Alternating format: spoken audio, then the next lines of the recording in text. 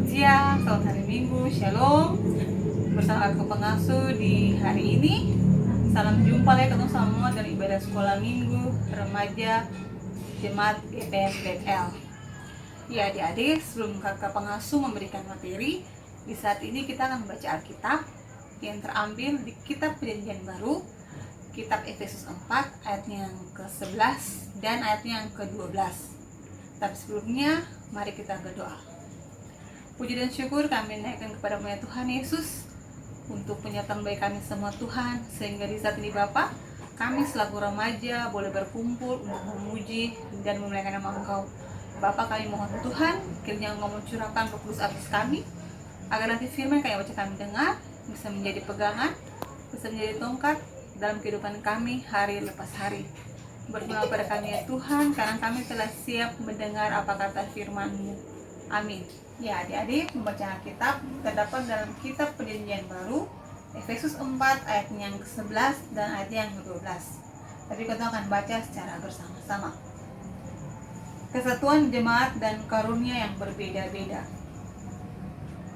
Dan ialah yang memberikan baik rasul-rasul maupun nabi-nabi, baik pemberita-pemberita Injil maupun gembala-gembala dan pengajar-pengajar, untuk memperlengkapi orang-orang kudus bagi pekerjaan pelayanan, bagi pembangunan tubuh Kristus. Demikian bacaan firman Tuhan kita di saat ini. Ya adik-adik, di sini kakak pengasuh akan memberikan materi tentang ciri protestantisme. Dalam protestantisme terdapat golongan atau aliran Lutheran, Calvinis, Zwinglian, dan lain-lain termasuk Anglikan. Walaupun tidak semua orang Anglikan mau dimasukkan dalam golongan Protestan dan bukan juga golongan Katolik. Ciri dari masing-masing golongan aliran di atas tidak berbeda, antara lain yang pertama, menerima Alkitab sebagai satu-satunya sumber kebenaran. Yang kedua, ajarannya tentang pembenaran oleh iman dan imamat orang percaya. Menekankan soal mendengarkan firman Tuhan dan pemberitaannya. Menolak praktek-praktek asketis atau tidak menikah. Bentuk protestantisme di Indonesia. Gereja-gereja Protestan di Indonesia bertumbuh dalam keberagaman suku, budaya, dan bahasa, sehingga tidak terdapat keragaman juga dalam tata gereja dan tata ibadah atau kebaktian. Bentuk protestantisme gereja-gereja di Indonesia sebagian besar menurut aliran Calvinis yang merupakan warisan dari gereja Belanda. Namun sejak awal, pergumulan protestantisme di Indonesia bertujuan memelihara kesatuan gereja sekalipun berada dalam kepelbagaian. Upaya untuk melestarikan keutuhan gereja tersebut sebagai terwujud dalam kerjasama oikumenis dan keesaan, terutama dalam masalah pengakuan tata gereja, tata kebaktian, dan adanya sinode AMGPI, Gereja Protestan di Indonesia, dengan 12 anggota. 12 anggotanya yakni Gereja Masih Injil Minahasa atau GEMIM, Gereja Protestan Maluku atau GPM, Gereja Masihi Injil di Timur atau GEMIT, Gereja Protestan di Indonesia bagian Barat atau GPIB. Selanjutnya, wilayah lain turut dimekarkan menjadi gereja mandiri, yaitu Gereja Protestan Indonesia di Donggala atau GPID, Gereja Protestan Indonesia di Boul Toli-Toli atau GPIBT, Gereja Protestan Indonesia di Gorontalo atau GPIG, Gereja Kristen Luwuk Bangai atau GKLB, Gereja Protestan Indonesia di Papua atau GPI Papua. Pada tahun 2000, jemaat-jemaat di daerah Bingai Kepulauan dimekarkan menjadi gereja yang mandiri dengan nama Gereja Protestan Indonesia Banggai Kepulauan atau GPIBK.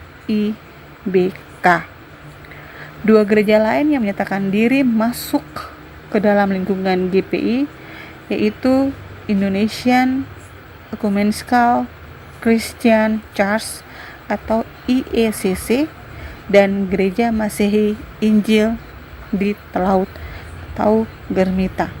Dengan demikian ada 12 gereja bagian mandiri atau GBM dalam lingkungan GPI. Ada juga sikap yang tepat sebagai penganut Protestantisme. Sebagai penganut Protestantisme, GPM tidak berbeda jauh dengan gereja-gereja yang lainnya yang mengarahkan tujuannya pada pembangunan tubuh Kristus yang seutuhnya, tetapi berpegang pada prinsip mengutamakan pertumbuhan iman umat yang berdasarkan pada firman Tuhan sebagai dasar dan sumber kebenaran. Karena itu, GPM selalu mengupayakan pembinaan bagi warganya, termasuk remaja gereja sebagai generasi penerus dan tulang punggung gereja, sehingga mereka memiliki kesadaran di tengah kepelbagaian. Sikap hidup yang berkenan kepada Allah untuk memelihara keutuhan sangat diperlukan dalam pertumbuhan gereja, di samping mampu membangun hubungan yang harmonis antara sesama orang beriman dan menghindari perpecahan antar warga gereja. Ya adik-adik, demikian materi yang kakak pengasuh bisa berikan untuk adik-adik di saat ini. Mari kita satu dalam doa. Tuhan Yesus, sobat kami, anak-anakmu Tuhan, bisa dari Bapa, kami selaku anak remaja boleh berkumpul lagi di sini Tuhan untuk memuji dan memuliakan nama Bapa. Bapa, kami mengucapkan terima kasih untuk nafas hidup yang senantiasa Engkau berikan kepada kami Bapa. Karena dengan nafas hidup ini Tuhan, kami boleh melaksanakan segala tugas tanggung jawab kami. Bapa yang terbaik Tuhan, kami berdoa mengucapkan terima kasih Bapa untuk penyertaan bagi kami semua, terkhususnya Tuhan bagi teman-teman remaja kami yang boleh selesai dengan ujian mereka Tuhan, yakni ujian sekolah. Bapa, kami akan percaya sungguh Tuhan, mereka bayar dengan tekun dan mereka selalu beralaskan hanya kepadamu ya Bapa. Kami mohon ya Tuhan Yesus, biarlah nilai akan terbaik boleh Tuhan berikan bagi mereka Tuhan. Bapa yang baik pula Tuhan, teman-teman remaja kami juga Tuhan yang sakit, Tuhan mau menjamah mereka, berikanlah mereka kesembuhan ilahi, agar dengan kesempatan mereka juga bisa berkumpul bersama-sama dengan kami. Terima kasih Tuhan untuk firman yang boleh kami baca dan kami dengar.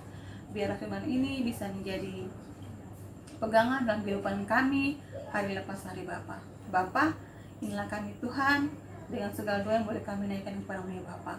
Tapi sebelum kami pulang meninggalkan tempat ini Tuhan, kami mohon berkat daripada-Mu.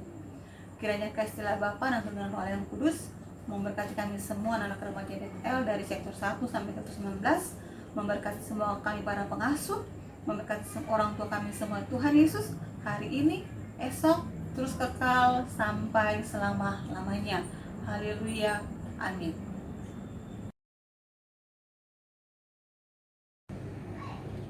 Oke adik-adik sekalian, ibadah sekolah minggu telah selesai. Selamat hari Minggu, shalom adik-adik, Tuhan Yesus memberkati.